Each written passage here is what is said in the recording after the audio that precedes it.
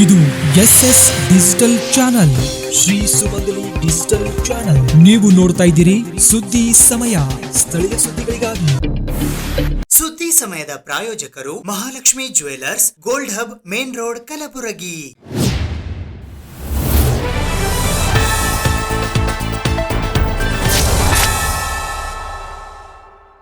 ಸುದ್ದಿ ಸಮಯಕ್ಕೆ ಸ್ವಾಗತ.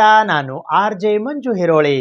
ಆಗಸ್ಟ್ 16ರಂದು ಬೆಳಗ್ಗೆ 6:15ಕ್ಕೆ ಕಲಬುರಗಿ ನಗರದ ಮಿನಿ ವಿಧಾನಸೌಧದಿಂದ ಕಲಬುರಗಿ ರನ್ನರ್ಸ್ ಕ್ಲಬ್ ವತಿಯಿಂದ ಸ್ವಾತಂತ್ರ್ಯ ದಿನಾಚರಣೆಯ ಏಕತಾ ನಡಿಗೆ ಓಟ ಹಮ್ಮಿಕೊಳ್ಳಲಾಗಿದೆ ಎಂದು KKRTC ಅಧ್ಯಕ್ಷರಾದ ಅರುಣಕುಮಾರ್ MY ಪಾಟೀಲ್ ಅವರು ಇಂದು ಕಲಬುರಗಿ ನಗರದ ಪತ್ರಿಕಾ ಭವನದಲ್ಲಿ ಜರುಗಿದ ಸುದ್ದಿಗೋಷ್ಠಿಯ ಮೂಲಕ ತಿಳಿಸಿದ್ದಾರೆ.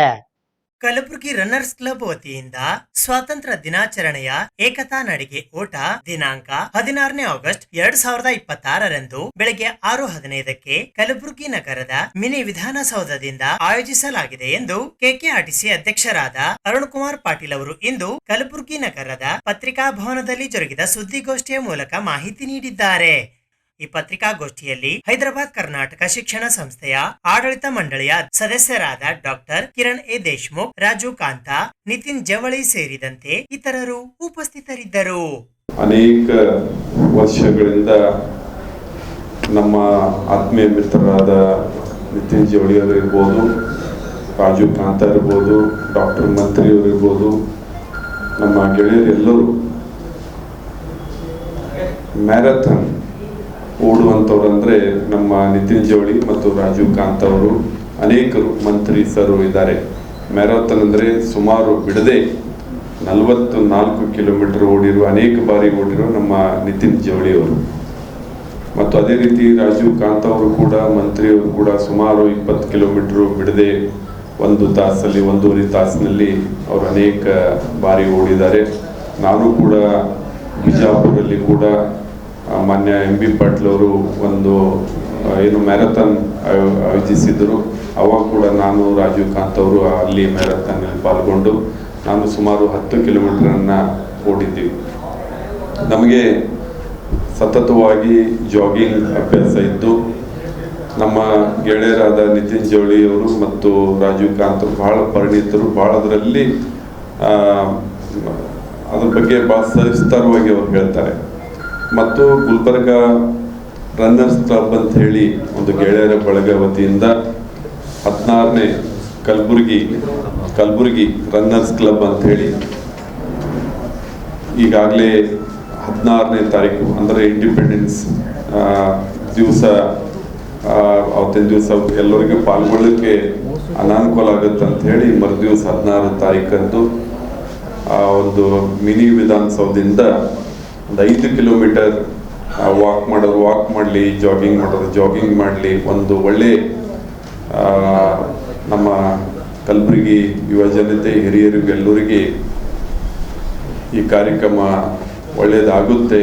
ಮುಂದಿನ ದಿನಗಳಲ್ಲಿ ನಮ್ಮ ನಾಗರಿಕರಿಗೆ ಹೆಚ್ಚಿನ ಆರೋಗ್ಯ ಅರಿವು ಹೆಚ್ಚಿಸಲಿಕ್ಕೆ ಇದು ಒಂದು ಕಾರ್ಯಕ್ರಮ ಪ್ರೇರಣೆ ಆಗುತ್ತೆ ಅಂತ ಹೇಳಿ ನಮ್ಮ ನಿತಿನ್ ಜವಳಿ ಅವರು, ಡಾಕ್ಟರ್ ಕಿರಣ್ ದೇಶಮುಖ್ ಅವರು ಹಾಗೂ ರಾಜು ಕಾಂತ್ ಅವರು ಅವ್ರ ನೇತೃತ್ವದಲ್ಲಿ ಆಯೋಜನೆಗೊಂಡಿದ್ದು, ಇದು ಈಗಾಗಲೇ ಮಾನ್ಯ ಜಿಲ್ಲಾಧಿಕಾರಿಗಳು, ಮಾನ್ಯ ಪೊಲೀಸ್ ಆಯುಕ್ತರು ಇದಕ್ಕೆ ಪರ್ಮಿಷನ್ ಕೊಟ್ಟಿದ್ದು, ಬೆಳಿಗ್ಗೆ ನಾವೆಲ್ಲರೂ ಮಿನಿ ವಿಧಾನಸೌಧದಲ್ಲಿ 6:30 ಗಂಟೆಗೆ ಅಸೆಂಬಲ್ ಆಗಿ 7 ಗಂಟೆಗೆ ಒಂದು ಜಾಗಿಂಗು ಮತ್ತು ವಾಕಿಂಗನ್ನು ಚಾಲನೆ ನಮ್ಮ ಕಲಬುರಗಿ ಎಲ್ಲ ರಾಜಕಾರಣಿಗಳು, ಆಫೀಸರ್ಸು ಎಲ್ಲ ಇದಕ್ಕೆ ಚಾಲನೆ ನೀಡಲಿದ್ದಾರೆ. ಮತ್ತು ಇದು ಮಿನಿ ವಿಧಾನಸೌಧದಿಂದ ನೇರವಾಗಿ ನಮ್ಮ ಜಗತ್ ಸರ್ಕಲನ್ನು ಸುತ್ತಿ ಮತ್ತೆ ಪುನಃ ನಮ್ಮ ಸರ್ದಾರ್ ವಲ್ಲಭಾಯಿ ಪಟೇಲ್ ಸರ್ಕಲಿಗೆ ಬಂದು ಮತ್ತೆ ಪುನಃ ಮಿನಿ ವಿಧಾನಸೌಧಿಗೆ ಇದು ಪೂರ್ಣಗೊಳ್ಳುವುದು. ಇದೊಂದು ಸುಮಾರು 5 ಕಿಲೋಮೀಟರ್ಗಿಂತ ಒಂದು 200 ಮೀಟರ್ ಕಡಿಮೆ ಆಗುತ್ತೆ ಅಂತ ಹೇಳಿ ನಮ್ಮ ನಿತಿನ್ ಜವಳಿ ಅವರು ಹೇಳಿದ್ದಾರೆ. ಸುಮಾರು 5 ಕಿಲೋಮೀಟರ್ ಅಂತ ನಾವು ಅಂದ್ಕೊಂಡಿದ್ದೀವಿ.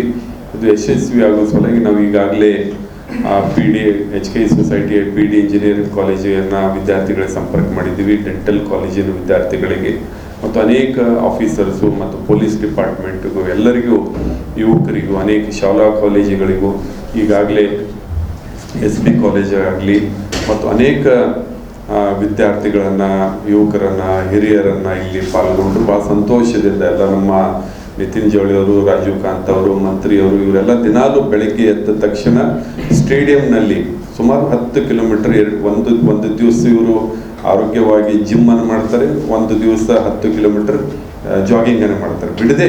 ಇವರು ನಮ್ಮ ನಿತಿನ್ ಜವಳಿ ಅವರು ನಾವು ನೋಡ್ತಾ ಇರ್ತೀವಿ, ಒಂದು ತಿಂಗಳಲ್ಲಿ ಸುಮಾರು 300 ಕಿಲೋಮೀಟರ್ 400 ಕಿಲೋಮೀಟರ್ ಓಡಿದಂಥ ಅವರೊಂದು ಗ್ರೂಪ್ ಆ್ಯಪ್ ಇದೆ, ನೈಕಿ ಗ್ರೂಪಲ್ಲಿ. ಅವ್ರು ಸುಮಾರು 400, 500, 600 ಕಿಲೋಮೀಟರ್ ತಿಂಗಳಲ್ಲಿ ಓಡಿದ್ದು ಭಾಳ ಸರಿ ಓಡಿದ್ದಾರೆ.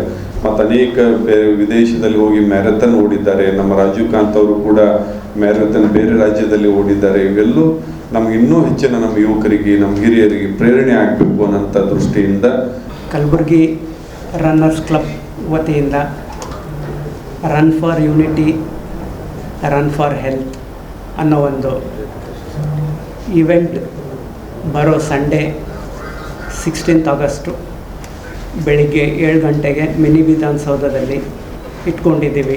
ಈ ಒಂದು ಈವೆಂಟ್ ಮುಖ್ಯ ಉದ್ದೇಶ ಏನಂದರೆ ಹೆಲ್ತ್ ಅವೇರ್ನೆಸ್ ಸ್ಪ್ರೆಡ್ ಮಾಡೋದು. ನಾವೇನೇ ಇಲ್ಲಿ ಎಲ್ಲರೂ ನಾವು ರನ್ನರ್ಸ್ ಇದ್ದೀವಿ. ಮುಂಚೆ ನಾವು ಒಂದು ಬೇರೆ ಕಡೆ ಓಡ್ತಿದ್ದೆ, ನಿತಿನ್ ಜವಳಿ ಅವರು ಬೇರೆ ಕಡೆ ಓಡ್ತಿದ್ರು, ಮಂತ್ರಿಯವರು ಬೇರೆ ಕಡೆ ಓಡ್ತಿದ್ರು.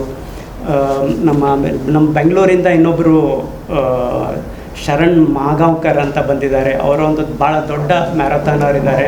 ಅವರು ಪ್ರೋತ್ಸಾಹಿಸ್ಲಿಕ್ಕೆ ಅವರು ಇಲ್ಲಿ ಬಂದಿದ್ದಾರೆ. ಸೊ ನಾವೆಲ್ಲರೂ ಒಂದು ಕಾಮನ್ ಪ್ಲ್ಯಾಟ್ಫಾರ್ಮ್ ಮೇಲೆ ಬಂದ ಮೇಲೆ ಎಲ್ಲರೂ ಒಬ್ರಿಗೊಬ್ಬರು ನೋಡಿ ಒಬ್ರಿಗೊಬ್ಬರು ಪ್ರೋತ್ಸಾಹತನ ಬಂತು ನಮಗೆ.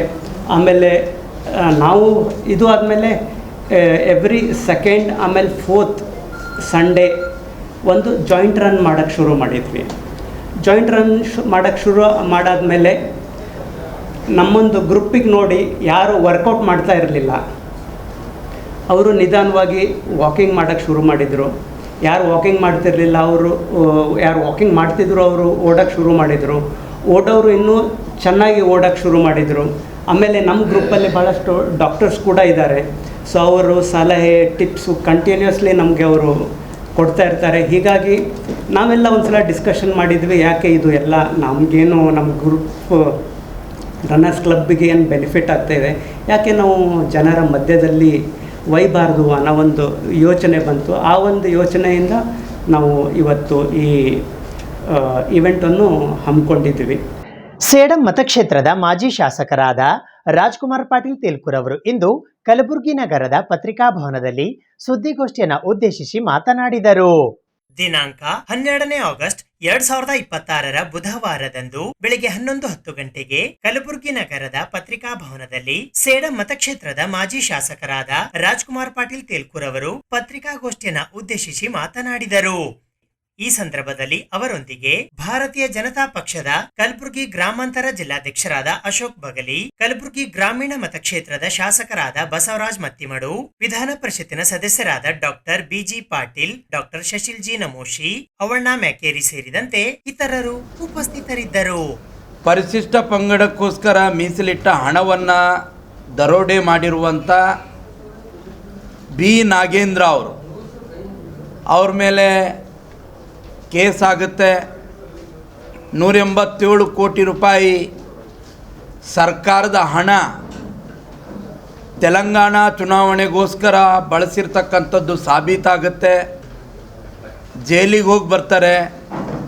ತೆಲಂಗಾಣ ಮತ್ತು ಬಳ್ಳಾರಿಯ ಬೈ ಎಲೆಕ್ಷನ್ ಕೂಡ. ಅವರು ಜೈಲಿಗೆ ಹೋಗಿ ಬಂದ ಮೇಲೆ ಅವರು ನೈತಿಕತೆಯಿಂದ ರಾಜೀನಾಮೆ ಕೊಡೋದಿಲ್ಲ. ಭಾರತೀಯ ಜನತಾ ಪಾರ್ಟಿ ಹೋರಾಟ ಮಾಡಿದ್ಮೇಲೆ ರಾಜೀನಾಮೆ ಕೊಡ್ತಾರೆ. ಆಗಿನ ಮುಖ್ಯಮಂತ್ರಿ ಸಿದ್ದರಾಮಯ್ಯನವ್ರು ಹೇಳ್ತಾರೆ ಸದನದಲ್ಲಿ 186 ಕೋಟಿಯೆಲ್ಲ ಆಗಿರೋವಂಥದ್ದು 89 ಕೋಟಿ ಕಳ್ಳತನ ಆಗಿದೆ ಅನ್ನೋದನ್ನು ಸ್ವತಃ ಆಗಿನ ಮುಖ್ಯಮಂತ್ರಿ ಸಿದ್ದರಾಮಯ್ಯನವ್ರು ಒಪ್ಕೊಳ್ತಾರೆ. ಆಮೇಲೆ ಇವರು ರಾಜೀನಾಮೆ ಕೊಡ್ತಾರೆ. ಅದನ್ನು ಮುಚ್ಚಿ ಹಾಕುವಂಥ ಪ್ರಯತ್ನವಾಗಿ ಏನೆಲ್ಲ ಪ್ರಯತ್ನಗಳನ್ನು ಮಾಡಬೇಕು, ಸಾಕ್ಷಿ ನಾಶ ಹಿಡಿದು ಎಲ್ಲ ಪ್ರಯತ್ನಗಳನ್ನು ಕಾಂಗ್ರೆಸ್ ಸರ್ಕಾರ B ನಾಗೇಂದ್ರ ಅವ್ರ ಜೊತೆ ಸೇರಿಕೊಂಡು ಮಾಡುತ್ತೆ. ಆದಮೇಲೆ ಈ ತನಿಖೆ ED ಅವರಿಗೆ ಹೋಗುತ್ತೆ. ಇಡಿ ಕೂಡ ಚಾರ್ಜ್ ಶೀಟಲ್ಲಿ ಬಿ ನಾಗೇಂದ್ರ ಅವರು ದೋಷಿಗಳಿದ್ದಾರೆ ಅನ್ನುವಂಥದ್ದನ್ನು ಸಾಬೀತುಪಡಿಸುತ್ತೆ. ಇವತ್ತು ಬೇಲ್ ಮೇಲೆ ಹೊರಗಡೆ ಇರುವಂಥ ನಾಗೇಂದ್ರ ಅವರನ್ನು ಕಾಂಗ್ರೆಸ್ ಸರ್ಕಾರ ಮತ್ತೆ ಯಾವ ಕಾರಣಕ್ಕೆ ಸಂಪುಟದಲ್ಲಿ ಅವರನ್ನು ಸಚಿವರನ್ನಾಗಿ ಮಾಡಿದೆ ಅನ್ನುವಂಥದ್ದನ್ನು ಇವತ್ತು ಕಾಂಗ್ರೆಸ್ ಸರ್ಕಾರದ ಮುಖ್ಯಮಂತ್ರಿ DK ಶಿವಕುಮಾರ್ ಅವರು ಜನರಿಗೆ ತಿಳಿಸ್ಬೇಕು. ಮತ್ತು ನೀವು ಪರಿಶಿಷ್ಟ ಪಂಗಡ ಪರಿಶಿಷ್ಟ ಜಾತಿಗೆ ಮೀಸಲಿಟ್ಟ ಹಣವನ್ನು ದೋಚಲಿಕ್ಕೋಸ್ಕರ ಮುಂಬರ್ತಕ್ಕಂಥ ಬೇರೆ ರಾಜ್ಯಗಳ ಚುನಾವಣೆಗೆ ಹಣ ಹೊಂದಿಸಲಿಕ್ಕೋಸ್ಕರ ಬಿ ನಾಗೇಂದ್ರ ಅವರನ್ನು ಸಂಪುಟಕ್ಕೆ ಸೇರಿಸ್ಕೊಂಡಿದ್ದೀರಾ? ಆಗಿದ್ದರೆ ಕಾಂಗ್ರೆಸ್ಗೆ ಹೈಕಮಾಂಡಿಗೆ ಇದೊಂದು ಕರ್ನಾಟಕ ಅಂದರೆ ಹಾಲು ಕೊಡುವ ಹಸು ಆಗಿದೆ. ಎಲ್ಲೆಲ್ಲಿ ಚುನಾವಣೆಗಳು ನಡೆಯುತ್ತೋ ಅಲ್ಲಿಗೆ ಬೇಕಾದ ಹಣವನ್ನು ಕಾಂಗ್ರೆಸ್ಸು ಭ್ರಷ್ಟಾಚಾರದ ಮುಖಾಂತರ ಅನ್ಯ ಮಾರ್ಗಗಳ ಮುಖಾಂತರ ಕರ್ನಾಟಕ ರಾಜ್ಯವನ್ನು ಲೂಟಿ ಹೊಡಿತಕ್ಕಂಥ ಕೆಲಸ ಮಾಡ್ತಾಯಿದೆ. ಹಾಗಾಗಿ ಭಾರತೀಯ ಜನತಾ ಪಾರ್ಟಿ ಪರಿಶಿಷ್ಟ ಜಾತಿ ಪರಿಶಿಷ್ಟ ಪಂಗಡದ ಹಿತವನ್ನು ಕಾಪಾಡ್ತಕ್ಕಂಥ ದೃಷ್ಟಿಯಿಂದ ಬಿ ನಾಗೇಂದ್ರ ಅವರನ್ನು ಮತ್ತೆ ಮರು ಸೇರ್ಪಡೆಯನ್ನು ನೀವು ಮಾಡಿಕೊಂಡಿದ್ದೀರಿ. ಇದು ಪರಿಶಿಷ್ಟ ಜಾತಿ ಪರಿಶಿಷ್ಟ ಪಂಗಡಕ್ಕೆ ಮಾಡಿರ್ತಕ್ಕಂಥ ಅನ್ಯಾಯ ಅಂತ ಭಾವಿಸ್ತದೆ. ಮತ್ತು ನಾಳೆ ಸದನ ಪ್ರಾರಂಭ ಆಗೋದಿದೆ. ನಾಳೆ ಸದನ ಪ್ರಾರಂಭ ಆಗೋದ್ರ ಒಳಗಾಗಿ ಬಿ ನಾಗೇಂದ್ರ ಅವರನ್ನು ಸಂಪುಟದಿಂದ ಕೈ ಬಿಡಬೇಕು, ಇಲ್ಲದೇ ಇದ್ದರೆ ರಾಜ್ಯಪಾಲರು ಅವರನ್ನು ವಜಾ ಮಾಡಬೇಕು ಅನ್ನುವಂಥದ್ದು ಭಾರತೀಯ ಜನತಾ ಪಾರ್ಟಿಯ ಆಗ್ರಹ ಆಗಿದೆ. ಮತ್ತು ವಿಧಾನಸಭೆ ವಿಧಾನ ಪರಿಷತ್ನಲ್ಲೂ ಕೂಡ ಭಾರತೀಯ ಜನತಾ ಪಾರ್ಟಿ ಇದರ ವಿರುದ್ಧ ದೊಡ್ಡ ಪ್ರಮಾಣದಲ್ಲಿ ಸದನದ ಒಳಗಡೆ ಹೋರಾಟವನ್ನು ನಾವು ಮಾಡೋರಿದ್ದೇವೆ. ಅದರ ಜೊತೆಗೆ 17ನೇ ತಾರೀಕಿನಿಂದ ನಿರಂತರವಾಗಿ 4-5-6 ದಿನಗಳವರೆಗೆ ಬಿ ನಾಗೇಂದ್ರ ಅವರು ರಾಜೀನಾಮೆ ಕೊಡೋವರೆಗೂ ಕೂಡ ಸದನದ ಒಳಗಡೆ ಭಾರತೀಯ ಜನತಾ ಪಾರ್ಟಿಯ ಎಲ್ಲ ಶಾಸಕರು ಹೋರಾಟ ಮಾಡೋದಾದರೆ ಸದನದ ಹೊರಗಡೆ ಜಿಲ್ಲಾಧಿಕಾರಿಗಳ ಕಚೇರಿ ಎದುರುಗಡೆ ಅಹೋರಾತ್ರಿ ಧರಣಿ ಸತ್ಯಾಗ್ರಹವನ್ನು ಮಾಡ್ತಕ್ಕಂಥ ನಿರ್ಧಾರವನ್ನು ನಾವು ತಗೊಂಡಿದ್ದೇವೆ. ಇದೇ ದಿನಾಂಕ 17ರಿಂದ ಪ್ರಾರಂಭವಾಗಿ ಧರಣಿ ಸತ್ಯಾಗ್ರಹ 17ರಿಂದ ಪ್ರಾರಂಭ ಆಗುತ್ತೆ. 13ನೇ ತಾರೀಕು ಸದನದಲ್ಲಿ ಇದ್ರ ಬಗ್ಗೆ ನಮ್ಮ ವಿರೋಧ ಪಕ್ಷದ ನಾಯಕರು ಮತ್ತು ರಾಜ್ಯಾಧ್ಯಕ್ಷರು ಒಟ್ಟುಗೂಡಿ ಇದನ್ನು ದೊಡ್ಡ ಪ್ರಮಾಣದಲ್ಲಿ ವಿರೋಧ ಮಾಡಬೇಕು ಅನ್ನುವಂಥ ತೀರ್ಮಾನ ಮಾಡಿದ್ದೇವೆ. ಇವತ್ತು ಕಾಂಗ್ರೆಸ್ ಪಾರ್ಟಿ ದಲಿತರಿಗೆ ಅನ್ಯಾಯವನ್ನು ಮಾಡಿಕೊಂಡೇ ಬರ್ತಾ ಇರುವಂಥದ್ದು. ದಲಿತರ ಹಣವನ್ನು ಬೇರೆ ಬೇರೆ ಕಾರ್ಯಕ್ಕೆ ಬಳಸಿರ್ತಕ್ಕಂಥದ್ದು ನಾವು ನೋಡಿದ್ದೇವೆ. ಗ್ಯಾರಂಟಿ ಸ್ಕೀಮ್ಗಳಿಗೆ ಮೀಸಲಿಟ್ಟಂಥ ಹಣವನ್ನು ಬಳಸ್ಕೊಂಡಿದ್ದಾರೆ. ಪರಿಶಿಷ್ಟ ಪಂಗಡದ ಅಭಿವೃದ್ಧಿಗೋಸ್ಕರ ಮೀಸಲಿಟ್ಟಿರಬೇಕಾದಂಥ ಹಣ ಇವತ್ತು ಚುನಾವಣೆಗೋಸ್ಕರ ಮತ್ತು ಕಾಂಗ್ರೆಸ್ಸಿನ ಒಳಿತಿಗೋಸ್ಕರ ಬಳಸ್ಕೊಂಡಿರುವಂಥ ದರೋಡೆಕೋರ ಬಿ ನಾಗೇಂದ್ರ ಅವರನ್ನು ಮತ್ತೊಮ್ಮೆ ಸಂಪುಟಕ್ಕೆ ಸೇರಿಸಿಕೊಳ್ಳುವ ಮುಖಾಂತರ ಕರ್ನಾಟಕ ರಾಜ್ಯದ ಪರಿಶಿಷ್ಟ ಪಂಗಡ ಮತ್ತು ಪರಿಶಿಷ್ಟ ಜಾತಿಯವರಿಗೆ ಅನ್ಯಾಯ ಮಾಡ್ತಾಯಿದೆ ಅನ್ನುವಂಥದ್ದನ್ನು ಈ ಸಂದರ್ಭದಲ್ಲಿ ಹೇಳ್ತಾ, ನಿಮಗೆ ಪರಿಶಿಷ್ಟ ಪಂಗಡದವ್ರ ಮೇಲೆ ಅಷ್ಟು ಪ್ರೇಮ ಇದ್ದರೆ ಬಿ ನಾಗೇಂದ್ರ ಅವರ ರಾಜೀನಾಮೆಯನ್ನು ಪಡೆದು ಮತ್ತೊಬ್ಬ ಪರಿಶಿಷ್ಟ ಪಂಗಡದ ನಾಯಕನನ್ನೇ ನೀವು ಸಚಿವರನ್ನಾಗಿ ಮಾಡಿ, ನಾವು ಬೇಡ ಅಂತ ಹೇಳೋದಿಲ್ಲ. ಮಹರ್ಷಿ ವಾಲ್ಮೀಕಿ ನಿಗಮದ ಒಂದು ಹಣವನ್ನು 187 ಕೋಟಿಗಳು ದುರುಪಯೋಗ ಆಗಿದೆ ಅಂತಕ್ಕಂಥದ್ದು ತಾವು ಕಳೆದ ಅಧಿವೇಶನದಲ್ಲಿ ಕೂಡ ನಾವು ಚರ್ಚೆ ಮಾಡಿ ತಾವೆಲ್ಲರೂ ನೋಡಿದಿರಿ. ಅದೇ ಒಂದು ಉದ್ದೇಶ ಇಟ್ಟುಕೊಂಡು ಇವತ್ತು ನಾವು ರಾಜ್ಯ ತುಂಬ ಹೋರಾಟ ಮಾಡಿದ ಮೇಲೆ ಆ ಸಚಿವ ಸ್ಥಾನಕ್ಕೆ ನಾಗೇಂದ್ರರವರು ರಾಜೀನಾಮೆ ಕೊಡ್ತಕ್ಕಂಥ ಕೆಲಸ ಆಗಿತ್ತು. ಆದರೆ ಅನೇಕ ಕೇಳಿ ಅವ್ರ ಮೇಲೆ ನಾಗೇಂದ್ರ ವಿರುದ್ಧವಾಗಿ CBIನಲ್ಲಿ 3 ಕೇಸ್ಗಳು ದಾಖಲಿದ್ದಾವೆ, ಲೋಕಾಯುಕ್ತದಲ್ಲಿ 5 ಕೇಸ್ಗಳಿವೆ, SITಯಲ್ಲಿ 1 ಇದೆ, ಕಾರವಾರ CID ಪ್ರಕರಣದಲ್ಲಿ ಚೆನ್ನೈನಲ್ಲಿ ಪ್ರಕರಣ ಸೇರಿ ಒಟ್ಟು 31 ಕೇಸ್ಗಳು ನಾಗೇಂದ್ರ ವಿರುದ್ಧವಾಗಿ ಈಗಾಗಲೇ FIR ಕೂಡ ದಾಖಲಾಗಿದೆ. ಅವ್ರು ದಿನನಿತ್ಯ ಇವೆಲ್ಲ ಮುಗಿಸ್ಬೇಕಾದ್ರೆ ದಿನನಿತ್ಯಲ್ಲಿ ನಾಗೇಂದ್ರ ಅವರು ಕೋರ್ಟ್ನಲ್ಲಿ ಇರಬೇಕಂತ ಸಮಯ ಅವ್ರಿಗೆ ಸಿಕ್ಕಿದೆ. ಅದು ಎಲ್ಲ ಬಿಟ್ಟು ಇವತ್ತು ರಾಜೀನಾಮೆ ಕೊಟ್ಟಿದ್ದ ತಕ್ಷಣವೇ ಮತ್ತೆ ವಾಪಸ್ ಸಚಿವ ಸಂಪುಟ ಸಿದ್ದರಾಮಯ್ಯ ಅವರ ನೇತೃತ್ವ ಸರ್ಕಾರ ಇದ್ದಂಥ ಸಮಯದಲ್ಲಿ ಅಧಿವೇಶನ ನಡೀತಕ್ಕಂಥ ಸಂದರ್ಭದಲ್ಲಿ 187 ಕೋಟಿ ಆಗಿಲ್ಲ, ಖಾಲಿ 89 ಕೋಟಿ 60 ಲಕ್ಷ ಅವ್ಯವಹಾರ ಆಗಿದೆ ಅಂತಕ್ಕಂಥದ್ದು ಈ ರಾಜ್ಯದ ಮುಖ್ಯಮಂತ್ರಿಗಳು ಒಪ್ಕೊಂಡಿದ್ದು ಕೂಡ ತಾವೆಲ್ಲರೂ ನೋಡಿದಿರಿ. ಅವ್ರು ರಾಜೀನಾಮೆ ಕೊಡ್ತಕ್ಕಂಥ ಕೆಲಸ ಆಗಿತ್ತು. ಇನ್ನೂ ಕೂಡ ಯಾವುದೂ ಕೂಡ ಕೇಸ್ ಇನ್ನೂ ಯಾವುದೂ ಮುಗಿದಿಲ್ಲ. ಇನ್ನೂ ಡೇ ಬೈ ಡೇ ಒಂದೊಂದು ಕೇಸ್ ಅವ್ರ ಮೇಲೆ ದಾಖಲೆ ಆಗ್ತಾ ಇದ್ರೂ ಕೂಡ ಯಾವ ಕಾಂಗ್ರೆಸ್ದಲ್ಲಿ ಸೋನಿಯಾ ಗಾಂಧಿಯೋ ರಾಹುಲ್ ಗಾಂಧಿಯೋ ಮಲ್ಲಿಕಾರ್ಜುನ ಖರ್ಗೆಯವನು ಯಾರು ಮನದ ಕೇಸಿಂದೆ ಮತ್ತೆ ವಾಪಸ್ ಅವರಿಗೆ ಸಚಿವ ಸಂಪುಟದಲ್ಲಿ ಸ್ಥಾನ ಕೊಡ್ತಕ್ಕಂಥ ಕೆಲಸ ಏನು ಮಾಡಿದಾರ, ಇದು ಯಾವತ್ತೂ ಕೂಡ ವಾಲ್ಮೀಕಿ ಅಭಿವೃದ್ಧಿ ನಿಗಮ ಆಗಿರ್ಬೋದು, SC/ST ಯಾವುದೇ ಕೂಡ ಈ ಸರ್ಕಾರ ಬಂದಾಗಿ ನಡೆದು ಕೂಡ ಯಾವಾಗ ಕೂಡ SC/ST ಜನಗಳಿಗೆ ಅಪರಾಧ ಮಾಡ್ತಕ್ಕಂಥದ್ದು ಕೆಲಸ ಮಾಡಿದರೆ ಯಾವುದೋ ಒಳ್ಳೆಯ ಕೆಲಸ ಕೂಡ ಇವತ್ತಿನವರೆಗೆ ಕೂಡ ಆಗಿಲ್ಲ. ಇವತ್ತು ಯಾವುದೇ ನಿಗಮದಲ್ಲಿ ಇವತ್ತು ನಾವು ಗಂಗಾಕಲ್ನ ಬೋರ್ವೆಲ್ ಆಗಿರ್ಬೋದು, ಲೋನ್ಗಳಾಗಿರ್ಬೋದು, ಬಾವಿಗಳಾಗಿರ್ಬೋದು, ಇವೆರಡೂ ನಿಗಮದಿಂದ ಕೂಡ ಒಂದೂ ಕೂಡ ಕೆಲಸ ಮಾಡ್ತಕ್ಕಂಥದ್ದು ಇಲ್ಲಿವರೆಗೂ ಕೂಡ ಆಗಿಲ್ಲ.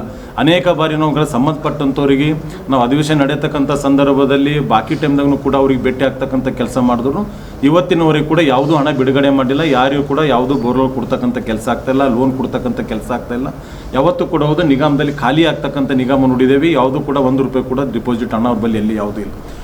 ಕಲಬುರಗಿ ನಗರದ ಏಷ್ಯನ್ ಆಸ್ಪತ್ರೆಯಲ್ಲಿ 103 ವರ್ಷದ ರೋಗಿಗೆ ತುರ್ತು ಚಿಕಿತ್ಸೆಯನ್ನು ಯಶಸ್ವಿಯಾಗಿ ಮಾಡಲಾಗಿದೆ ಎಂದು ಡಾಕ್ಟರ್ ಶಫಿ ಅವರು ಇಂದು ಪತ್ರಿಕಾಗೋಷ್ಠಿಯ ಮೂಲಕ ಮಾಹಿತಿ ನೀಡಿದ್ದಾರೆ. ಐತಿಹಾಸಿಕ ವೈದ್ಯಕೀಯ ಸಾಧನೆಯಲ್ಲಿ ಕಲಬುರಗಿಯ ಏಷ್ಯನ್ ಆಸ್ಪತ್ರೆಯ ತಜ್ಞರ ತಂಡವು 103 ವರ್ಷ ವಯಸ್ಸಿನ ರೋಗಿಯ ಮೇಲೆ ಸಂಕೀರ್ಣವಾದ ತುರ್ತು ಕರುಳಿನ ಛೇದನ ಮತ್ತು ಪುನರ್ ನಿರ್ಮಾಣ ಶಸ್ತ್ರಚಿಕಿತ್ಸೆಯನ್ನು ಯಶಸ್ವಿಯಾಗಿ ನಡೆಸಿದೆ. ಜಾಗತಿಕವಾಗಿ ಶತಾಯುಷಿಗಳಲ್ಲಿ 5ಕ್ಕಿಂತ ಕಡಿಮೆ ಯಶಸ್ವಿ ಕಾರ್ಯವಿಧಾನಗಳು ದಾಖಲಾಗಿವೆ ಎಂದು ವೈದ್ಯಕೀಯ ಸಾಹಿತ್ಯವು ಸೂಚಿಸುತ್ತದೆ. ಇದು ಆಗ್ನೇಯ ಏಷ್ಯಾದಲ್ಲಿ ಈ ರೀತಿಯ ಮೊದಲ ವರದಿಯಾದ ಪ್ರಕರಣವಾಗಿದೆ ಎಂದು ಏಷ್ಯನ್ ಆಸ್ಪತ್ರೆ ಕಲಬುರಗಿಯ ವತಿಯಿಂದ ಡಾಕ್ಟರ್ ಶಫಿ ಅವರು ಇಂದು ಪತ್ರಿಕಾಗೋಷ್ಠಿಯ ಮೂಲಕ ಮಾಹಿತಿ ನೀಡಿದ್ದಾರೆ. ಈ ಪತ್ರಿಕಾಗೋಷ್ಠಿಯಲ್ಲಿ ಡಾಕ್ಟರ್ ಮಲ್ಲಿಕ್, ಡಾಕ್ಟರ್ ಶೋಯಬ್ ಸೇರಿದಂತೆ ಇತರರು ಉಪಸ್ಥಿತರಿದ್ದರು. Who was having baseline renal dysfunction, creatinine of 2.3, presented with severe abdominal pain, and when we evaluated him, he had abdominal tenderness. CT scan was done which was showing intestinal perforation. So his lab report showed that he was having severe sepsis and renal we can call it as acute renal failure. Creatinine was 2.3 on admission, and on further evaluation his heart function and lung function was also compromised. So then our chief surgeon, gastrosurgeon Dr. Shoaib, he counseled the patient attenders regarding his emergency surgery in view of his intestinal perforation and need for resection and reconstruction of his intestine. So attenders were basically hesitant to take for surgery in view of his age and like other compromised organs, but still later they get agreed. Then we took him for surgery under Dr. Shoaib's advice and with our chief's anesthesia Dr. Azim Maidargi.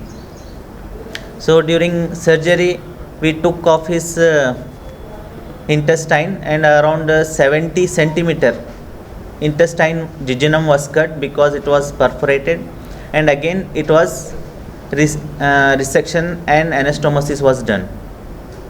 Post-op surgery he was on ventilator, and next day he was extubated. The following day he was able to walk and was in a good condition. Then for the next 15 days he was in hospital, but he was able to walk and he was able to perform his function normally. His creatinine was in the range of 1.6 to 1.8, maintaining output. So he had some minor complications which we were able to manage, and he was discharged after 20 days from hospital in walking condition. ಇದು ಅತ್ಯಂತ ಐತಿಹಾಸಿಕ case ಅದ. ಇದು ಅದು ಏನು complications ಇರ್ತಾರೆ ಅಂದರೆ ವಯಸ್ಸು ಭಾಳ ಜಾಸ್ತಿ ಅದ, ಮತ್ತು ಕ್ರಿಯಾಟಿನಿನ್ ಕಿಡ್ನಿ ಭಾಳ ಕಾಂಪ್ರಮೈಸ್ ಇತ್ತು, ಮತ್ತು ಏನು ಒಳಗೇನು ರಪ್ಚರ್ ಆಗ್ಯದಲ್ಲ ಅದು ಭಾಳ ಕಾಂಪ್ಲಿಕೇಶನ್ಸ್ ಆಗ್ತಾರೆ. ಅದು ಆದಮೇಲೆ ಒಂದು ಸತಿ ಆಪ್ರೇಷನ್ಗಿಂತ ಮುಂಚೆನೇನು ಇದು ಇರ್ತಾರೆ, ಕಾಂಪ್ಲಿಕೇಶನ್ಸ್ ಇರ್ತಾರೆ. ಆಪ್ರೇಷನ್ ಮಾಡೋ ಟೈಮ್ನು ಕಾಂಪ್ಲಿಕೇಶನ್ಸ್ ಇರ್ತಾರೆ, ಯಾಕಂದರೆ ಇದು ಜೀವನ ರಿಸ್ಕ್ ಇರ್ತಾರೆ. ಆಪ್ರೇಷನ್ ಆದಮೇಲೂ ಇದು ಈ ಥರ ಪೇಷಂಟ್ ಸರ್ವೈವ್ ಆಗಲ್ಲ ಯೂಶ್ವಲಿ. ಅದೇ ಸಲುವಾಗಿ ಇದು ಭಾಳ ಅತ್ಯಂತ ಹಿಸ್ಟಾರಿಕ್ ಐತಿಹಾಸಿಕ್ ಸರ್ಜರಿ ಅದ. ಇದು one of the rarest case in south Asia. ಅದೇ ಸಲುವಾಗಿ ನಾವು ನಮ್ಮ ಟೀಮ್ ಇದು ಎಲ್ಲ ಡಿಸ್ಕಸ್ ಮಾಡಿ ಇದು ಒಂದು ಆಪ್ರೇಷನ್ ಮಾಡಿದ್ದೀವಿ ನಾವು. ಸೊ ಅದೇ ಸಲುವಾಗಿ ನಮ್ಮ ಎಲ್ಲರಿಗೆ ಹೇಳಬೇಕಂತ ನಾವು ಇಲ್ಲಿ ಬಂದಿದ್ದೀವಿ ರೀ. ಅದೇ ಇದು ಭಾಳ ಚಾಲೆಂಜಿಂಗ್ ಇತ್ತು. ನಮ್ಮ ಸರ್ಜನ್ ಏನಂದಾರ ಅವರು, ಇದು ಈ ಥರ ಕೇಸ್ ನಾವು ಮಾಡ್ಬೋದು, ಅವ್ರ ಪೇಷಂಟ್ ಸ್ವಲ್ಪ ಬಾಡಿ ರೆಸ್ಪಾಂಡ್ ಮಾಡ್ತೀವಿ ಅಂದರೆ ಭಾಳ ಚಲೋ ಆಗ್ತಾರೆ. ಅವ್ರು ಮಾಡಲಿಲ್ಲ ಅಂದರೆ ಸತ್ತಾಗ್ತಾರೆ. ಇದು ಅವ್ರ ಪೇಷಂಟ್ ಅಟೆಂಡರ್ಸ್ನು ನನಗೆ ಕೋಪ್ರೇಟ್ ಮಾಡಿದ್ದಾರೆ. ಅವ್ರೇನಂದ್ರೆ, ಸರ್ ನೀವು ಕಾನ್ಫಿಡೆನ್ಸ್ ಇದೆ ಅಂದರೆ ನೀವು ಹೋಗ್ರಿ ಸರ್, ನೀವು ಕಂಟಿನ್ಯೂ ಮಾಡಿರಿ, ನಾವು ಎಲ್ಲ ಸಪೋರ್ಟ್ ಮಾಡ್ತೀವಿ ನಿಮಗೆ. ಅದೇ ಸಲುವಾಗಿ ನಾವು ಎಲ್ಲರಿಗೆ ಅದು ಕಂಟಿನ್ಯೂ ಮಾಡಿದ್ದೀರಿ, ನಾವು ಪ್ರೊಸೀಡ್ ಮಾಡಿದ್ದೀವಿ. ಪ್ರತಿ ಹೋಬಳಿಗಳಲ್ಲಿ ಡ್ರೋನ್ ಪೈಲಟ್ಗಳನ್ನು ನೇಮಕ ಮಾಡುವ ಮಹತ್ವದ ಯೋಜನೆಯ ಕುರಿತು ಪುಣ್ಯಕೋಟಿ ರೈತ ಉತ್ಪಾದಕರ ಸಂಘದ ಅಧ್ಯಕ್ಷರಾದ ಆನಂದ್ ಬಿರಾದಾರ್ ಅವರು ಇಂದು ಪತ್ರಿಕಾಗೋಷ್ಠಿಯ ಮೂಲಕ ಮಾಹಿತಿ ನೀಡಿದ್ದಾರೆ. ಕಲ್ಯಾಣ ಕರ್ನಾಟಕದ ಕೃಷಿ ಮತ್ತು ಗ್ರಾಮೀಣ ಯುವಕರ ಭವಿಷ್ಯಕ್ಕೆ ಸಂಬಂಧಿಸಿದ ಒಂದು ಹೊಸ ಉಪಕ್ರಮ ಪುಣ್ಯಕೋಟಿ ರೈತ ಉತ್ಪಾದಕ ಸಂಸ್ಥೆ ಕಮಲಾನಗರ ಹಾಗೂ Devishree agritech private limited Hyderabad ಇವರ ಸಹಯೋಗದಲ್ಲಿ ಕಲ್ಯಾಣ ಕರ್ನಾಟಕದ ಕಲಬುರಗಿ, ಬೀದರ್, ಯಾದಗಿರಿ, ರಾಯಚೂರು ಹಾಗೂ ವಿಜಯಪುರ ಜಿಲ್ಲೆಗಳ ಪ್ರತಿಯೊಂದು ಹೋಬಳಿಯಲ್ಲಿ ಡ್ರೋನ್ ಪೈಲಟ್ ಗಳನ್ನು ನೇಮಕ ಮಾಡುವ ಮಹತ್ವದ ಯೋಜನೆಯನ್ನು ಹಮ್ಮಿಕೊಳ್ಳಲಾಗಿದೆ. ಈ ಯೋಜನೆಯ ಮುಖ್ಯ ಉದ್ದೇಶ ಗ್ರಾಮೀಣ ನಿರುದ್ಯೋಗಿ ಯುವಕರಿಗೆ ಉದ್ಯೋಗಾವಕಾಶ ಕಲ್ಪಿಸುವುದು ಹಾಗೂ ಕೃಷಿ ಕ್ಷೇತ್ರದಲ್ಲಿ ಆಧುನಿಕ ಡ್ರೋನ್ ತಂತ್ರಜ್ಞಾನವನ್ನು ಪರಿಣಾಮಕಾರಿಯಾಗಿ ಅಳವಡಿಸಿಕೊಳ್ಳುವುದಾಗಿದೆ ಎಂದು ಪುಣ್ಯಕೋಟಿ ರೈತ ಉತ್ಪಾದಕ ಸಂಸ್ಥೆಯ ನಿರ್ದೇಶಕರಾದ ಆನಂದ್ ಬಿರಾದಾರ್ ಅವರು ಇಂದು ಕಲಬುರಗಿ ನಗರದ ಪತ್ರಿಕಾ ಭವನದಲ್ಲಿ ಜರುಗಿದ ಸುದ್ದಿಗೋಷ್ಠಿಯ ಮೂಲಕ ತಿಳಿಸಿದ್ದಾರೆ. ಈ ಪತ್ರಿಕಾಗೋಷ್ಠಿಯಲ್ಲಿ ಸಂಯೋಜಕರಾದ ಮಹಾದೇವ್ ಮೋಘಾ ಸೇರಿದಂತೆ ಇತರರು ಉಪಸ್ಥಿತರಿದ್ದರು. ಅದೇ ರೀತಿ ಏನಪ್ಪ ಅಂದ್ರೆ ಸೆಲ್ಫ್ ಎಂಪ್ಲಾಯ್ಮೆಂಟ್ ಕ್ರಿಯೇಟ್ ಮಾಡೋ ಸಲುವಾಗಿ ನಮ್ಮೊಂದು ಕಂಪ್ನಿ ಏನಪ್ಪ ಅಂತಂದ್ರೆ ದೇವಿಶ್ರೀ ಅಗ್ರಿಟೆಕ್ ಹೈದರಾಬಾದ್ ಇವ್ರ ಜೊತೆ ಕೊಲಾಬ್ರೇಷನ್ ಆಗಿ ನಮ್ಮ ಕಲ್ಯಾಣ ಕರ್ನಾಟಕದ ಒಂದು 4 ಡಿಸ್ಟ್ರಿಕ್ನ ಸೆಲೆಕ್ಟ್ ಮಾಡಿಕೊಂಡು ಕಲಬುರಗಿ, ಬೀದರ್, ಯಾದಗಿರಿ, ರಾಯಚೂರು, ಆಮೇಲೆ ಬಿಜಾಪುರ ಈ ಎಲ್ಲ ಜಿಲ್ಲೆಗಳ ಅಭ್ಯರ್ಥಿಗಳಿಗೆ ಒಂದು ಡ್ರೋನ್ ರೈತರೇನಪ್ಪ ಅಂತಂದ್ರೆ ಇದು ಮಾಡಬೇಕಾಯ್ತು, ಕೃಷಿಯಲ್ಲಿ ತಂತ್ರಜ್ಞಾನ ಅಳವಡಿಸ್ಕೋಬೇಕು. ಅದ್ರ ಜೊತೆ ಏನಪ್ಪ ಅಂತಂದ್ರೆ ಅದ್ರ ಜೊತೆ ಕಡಿಮೆ ಸಮಯದಾಗ ಅವರು ಸ್ಪ್ರೇ ಮಾಡಬೇಕು, ಕರೆಕ್ಟಾಗಿ ಸ್ಪ್ರೇ ಮಾಡಿ ಇನ್ಫಾರ್ಮೇಟಿವ್ ಸ್ಪ್ರೇ ಮಾಡಬೇಕು. ಆಳುಗಳು ಲೇಬರ್ ಸಿಗ್ತಾ ಇಲ್ಲ. ಹೀಗಾಗಿ ನಾವು ಒಂದು ಎಂಪ್ಲಾಯ್ಮೆಂಟ್ ಕ್ರಿಯೇಟ್ ಮಾಡೋಕ್ಕಂತ ಉದ್ದೇಶ ಇಟ್ಟುಕೊಂಡು ಏನು ಮಾಡ್ತಾಯಿದ್ದಾರೆ ಅಂದ್ರೆ ಲೋನ್ ನಾವೇ ಮಾಡಿಸ್ತೀವಿ ಮತ್ತು ಸ್ಯಾಲ್ರಿ ಕೊಡ್ತೀವಿ, ಆ ಕಂತು ನಾವೇ ಕಟ್ತೀವಿ ಅಂತಕ್ಕಂಥ ಉದ್ದೇಶ ಇಟ್ಕೊಂಡು ನಾವೊಂದು ಪ್ರಾವ್ ಮಾಡೀವಿ. ಇಲ್ಲ ಅಂತಂದ್ರೆ ಅವರೇ ಲೋನ್ ತೊಗೊಂಡು ಅವರೇ ಅನ್ಎಂಪ್ಲಾಯ್ಮೆಂಟ್ ನಾವೇ ಯಾಕೆ ಸರ್ ಮಾಡಮಿ ನಾವೇ ಮಾಡ್ತೀವಿ, ನಮಗೆ ಲೋನ್ ಇಸ್ಕೊಡೋದು ಅಲ್ಲಿ ಲೋನ್ ಇಸ್ಕೊಡ್ಬೋದು. ಇಲ್ಲ ನಮ್ಮ ಕೆಲ ಹುಡುಗರಿಗೆ ಆರ್ಥಿಕವಾಗಿ ಹಿಂದುಳಿದಿರ್ತಾರೆ, ಕೆಲಸ ಮಾಡ್ತಕ್ಕಂಥ ಅವಶ್ಯಕತೆ ಇರ್ತದೆ. ಅಂಥ ಸಮಯದಾಗ ಏನಪ್ಪ ಅಂತಂದ್ರೆ ನಾವು ಅವ್ರಿಗೆ ಕಂಪ್ನಿ ವತಿಯಿಂದ ವಂತಿಗೆ ನಾವೇ ಕಟ್ಟಿ, ಅವ್ರ ಸಾಲದ ಕಂತು ನಾವೇ ಕಟ್ಟಿ, ಅವ್ರಿಗೆ ಒಂದು ತಿಂಗಳಿಗೆ ಒಂದು 25,000 ರೂಪಾಯಿ ಸಂಬಳ ಕೊಡ್ತಕ್ಕಂಥ ವ್ಯವಸ್ಥೆ ಮಾಡೀವಿ. ಒಂದು 4 ಹಂಗೆ ಅಂತಂದ್ರೆ 5,000 ಎಕರೆ ಆಗತಕ್ಕ ನಮ್ಮ ಜೊತೆ ಇದ್ದು ಉಳಿದ ನಂತರ ಆ ಡ್ರೋನ್ನ ಕಂಪ್ನಿ ವತಿ ಅವರಿಗೆ ಫ್ರೀ ಬಿಟ್ಟು ಕೊಡ್ತೀವಿ. ಸೊ ಅವ್ರದ್ದು ಸಸ್ಟೈನ್ ಆಗ್ತಾರೆ. ಸಸ್ಟೈನ್ ಆಗೋದ್ರಿಂದ ಇದರಿಂದ ರೈತರಿಗೂ ಅನುಕೂಲ ಆಗುತ್ತೆ, ಅದೇ ರೀತಿ ನಾವು 4 ಜನರಿಗೆ ಉದ್ಯೋಗ ಕೊಟ್ಟಂಗೆ ಆಗುತ್ತೆ. ಈ ಒಂದು ಉದ್ದೇಶ ಇಟ್ಕೊಂಡು ಈ ಒಂದು ಪತ್ರಿಕೆ ಖರೀದಿ ಉದ್ದೇಶ ಅಷ್ಟೇ ಸರ್. ಟೋಟಲ್ ಡ್ರೋನ್ ಖರೀದಿ ಬಂದು 6 ಲಕ್ಷ. 6 ಲಕ್ಷದ ನಾವೇನು ಮಾಡ್ತೀವಿ, 2 ಸೆಟ್ ಬ್ಯಾಟ್ರಿ 3 ಸೆಟ್ ಬ್ಯಾಟ್ರಿ ಕೊಡ್ತೀವಿ. 3 ಸೆಟ್ ಬ್ಯಾಟ್ರಿದಾಗ 1 ಸೆಟ್ ಬ್ಯಾಟ್ರಿದಾಗ 5 ಎಕರೆ ಆಗುತ್ತೆ. ಅಂದ್ರೆ ಒಂದು ಸೈಕಲ್ನಾಗ 300 ಎಕರೆ ಆಗುತ್ತೆ. 300 ಅಂದ್ರೆ 1500 ಎಕರೆ ಆಗುತ್ತೆ ಒಂದು ಬ್ಯಾಟ್ರಿ. ಸೊ ಟೋಟಲ 4,500 ಎಕರೆ ಆಗುತ್ತೆ. ಆ 4,500 ಎಕರೆ ಒಂದು ಸೀಸನ್ದಾಗ ಅಟ್ಲೀಸ್ಟ್ ಒಂದು 3,000 ಎಕರೆ ಆದ್ರೂ ತಿಂಗಳಿಗೆ 600 ಎಕರೆ ಆದ್ರೂ 3 ತಿಂಗಳು 1,200 ಎಕರೆ 2,000 ಎಕರೆ ಆಗುತ್ತೆ. 2 ಸೀಸನ್ದಾಗ ಆಲ್ಮೋಸ್ಟ್ ಅಲ್ಲ 5,000 ಎಕರೆ ಕಂಪ್ಲೀಟ್ ಆಗುತ್ತೆ. ಆ 5,000 ಎಕರೆ ಕಂಪ್ಲೀಟ್ ಆದ್ರಿಂದ ಅವ್ರು ಪ್ರತಿ ತಿಂಗಳು 20,000 ಕೊಡ್ತು. ಅದ್ರ ಜೊತೆ ಕಂಟಿನ್ಯೂಸ್ ಅವ್ರಿಗೆ ಸಂಬಳ ಕೊಡೋದನ್ನ ವ್ಯವಸ್ಥೆ ಮಾಡ್ತು. ಬೇರೆ ಬೇರೆ ಸಂಸ್ಥೆಗಳ ಜೊತೆಗೂಡಿ ಅಂದ್ರೆ ಇದು ಒಂದೇ ಅಂತಲ್ಲ, ಡ್ರೋಣದ ಒಂದೇ ಅಂತಲ್ಲ, ಮತ್ತು ಇನ್ನಿತರ ಸಂಸ್ಥೆಗಳು ಆ ಸಂಸ್ಥೆಗಳನ್ನ ಕೂಡಿ CS ಕಸ್ಟಮರ್ ಸರ್ವಿಸ್ ಸೆಂಟರ್ ಆ CSR ಫಂಡ್ನಾಗ ಅವ್ರಿಗೆ ಒಂದು 200 ಜನ ರೈತರು ಒಂದು ಕಡೆ ಅಸೆಂಬಲ್ ಆದ್ರೂ ಒಂದು ಕ್ಲಸ್ಟರ್ ಮಾಡಿ ಅವ್ರಿಗೆ ನಾವೇನಪ್ಪ ಅಂದ್ರೆ ರೈತರಿಗೆ ಟ್ಯಾಕ್ಟ್ರ ಗಳೆ ಹೊಡೋದು ಮಷಿನ್ ನೇಗಿಲ ರಾಶಿ ಮಷಿನ್ ಇವೆಲ್ಲ ಕೊಡ್ತೀವಿ. ಬಟ್ ರೈತರೇನಪ್ಪ ಅಂದ್ರೆ ಅಲ್ಲಿ ಕೇವಲ ಚಾರ್ಜ್ ಯಾವ್ದು ಕೊಡ್ಬೇಕಂತಂದ್ರೆ ಫ್ಯೂಲ್ ಅಷ್ಟೇ ಚಾರ್ಜ್ ಕೊಡ್ಬೇಕು, ಉಳಿದಿದ್ದೆಲ್ಲ ಬೇರೆ ರೆಂಟ್ ಕೊಡೋಕ್ಕೆ ಅವಶ್ಯಕತೆ ಇಲ್ಲ. ಇಂಥ ಬೇರೆ ಬೇರೆ ಕಂಪ್ನಿ ಜೊತೆ ನಮ್ಮ ಸಂಸ್ಥೆ ಟೈಪ್ ಮಾಡಿಕೊಂಡು ಒಂದು ಗ್ರಾಮೀಣ ಭಾರತ ಮತ್ತು ರೂರಲ್ ಹಳ್ಳಿಗಳ ರೈತರ ಒಂದು ಶಿರೋಭಿಯಾಗಿ ದುಡಿಬೇಕಂತ ಒಂದು ಮಹದಾಸೆ. ಆ ಮಹದಾಸೆಗೆ ತಮ್ಮೆಲ್ಲರೂ ಸಹಕಾರ ಮಾಡಬೇಕಾಗಿ ತಮ್ಮಲ್ಲಿ ವಿನಂತಿ. ಇದು ಇವತ್ತಿನ ಸುದ್ದಿ ಸಮಯ. ಸ್ಥಳೀಯ ಸುದ್ದಿಗಳಿಗಾಗಿ ನೋಡ್ತಾ ಇರಿ ಸುದ್ದಿ ಸಮಯ. ನಿಮ್ಮ ನೆಚ್ಚಿನ ಸುದ್ದಿ ಸಮಯವನ್ನು ಡೆನ್ ಸೆಟ್ ಆಫ್ ಬಾಕ್ಸ್ನ ಚಾನೆಲ್ ಸಂಖ್ಯೆ 746ರಲ್ಲಿ ಪ್ರತಿದಿನ ರಾತ್ರಿ 9 ಗಂಟೆಗೆ, ಮರುಪ್ರಸಾರ ರಾತ್ರಿ 10 ಗಂಟೆಗೆ ಮತ್ತು ಮರುದಿನ ಬೆಳಿಗ್ಗೆ 8 ಗಂಟೆ ಮತ್ತು 9 ಗಂಟೆಗೆ ವೀಕ್ಷಿಸಬಹುದು. ಇದು SS ಡಿಜಿಟಲ್ ಚಾನಲ್, ಶ್ರೀ ಸುಮಂಗಲಿ ಡಿಜಿಟಲ್ ಚಾನಲ್. ನೀವು ನೋಡ್ತಾ ಇದ್ದೀರಿ ಸುದ್ದಿ ಸಮಯ, ಸ್ಥಳೀಯ ಸುದ್ದಿಗಳಿಗಾಗಿ. ಸುದ್ದಿ ಸಮಯದ ಪ್ರಾಯೋಜಕರು Mahalakshmi jewellers, gold hub, main road, Kalaburagi.